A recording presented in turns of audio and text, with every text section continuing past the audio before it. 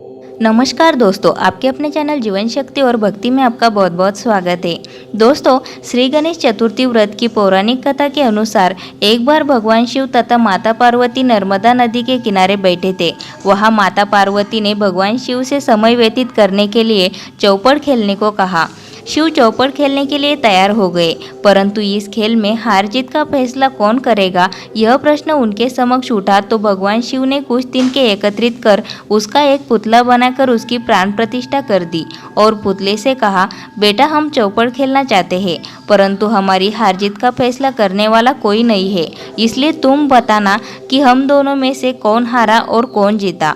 उसके बाद भगवान शिव और माता पार्वती का चौपड़ खेल शुरू हो गया। यह खेल 3 बार खेला गया और संयोग से तीनों बार माता पार्वती ही जीत गई। खेल समाप्त होने के बाद बालक से हार जीत का फैसला करने के लिए कहा गया तो उस बालक ने महादेव को विजयी बताया। यह सुनकर माता पार्वती क्रोधित हो गई और क्रोध में उन्होंने बालक को लंगड़ा होने कीचड़ में पड़े रहने का श्राप दे दिया। बालक ने माता पार्वती से माफ़ी मांगी और कहा कि यह मुझसे अज्ञानतावश ऐसा हुआ है, मैंने किसी द्वेष भाव में ऐसा नहीं किया।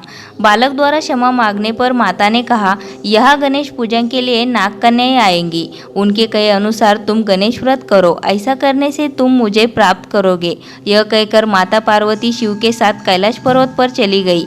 1 वर्ष के बाद उस स्थान पर नाग कन्याएं आई। तब नाग कन्याओं से श्री गणेश के व्रत की विधि मालूम करने पर उस बालक ने 21 दिन लगातार गणेश जी का व्रत किया। उसकी श्रद्धा से गणेश जी प्रसन्न हुए। उन्होंने बालक को मनोवांछित फल मांगने के लिए कहा। उस पर उस बालक ने कहा, हे विनायक, मुझ में इतनी शक्ति दीजिए कि मैं अपने पैरों से चलकर अपने माता पिता के साथ कैलाश पर्वत पर पहुंच सकूं और वे यह देख प्रसन्न हो। तब बालक को वरदान देकर श्री गणेश अंतर्ध्यान हो गए। इसके बाद वह बालक कैलाश पर्वत पर पहुंच गया और कैलाश पर्वत पर पहुंचने की अपनी कथा उसने भगवान शिव को सुनाई। चौपड़ वाले दिन से माता पार्वती शिवजी से विमुख हो गई थी, अतः देवी के रुष्ट होने पर भगवान शिव ने भी बालक के बताए अनुसार 21 दिनों तक श्री गणेश का व्रत किया। इस व्रत के प्रभाव से माता पार्वती के मन से भगवान शिव के लिए जो नाराजगी थी वह समाप्त हो गई। तब यह व्रत विधि भगवान शंकर ने माता पार्वती को बताई। यह सुनकर माता पार्वती के मन में भी अपने पुत्र कार्तिकेय से मिलने की इच्छा जागृत हुई।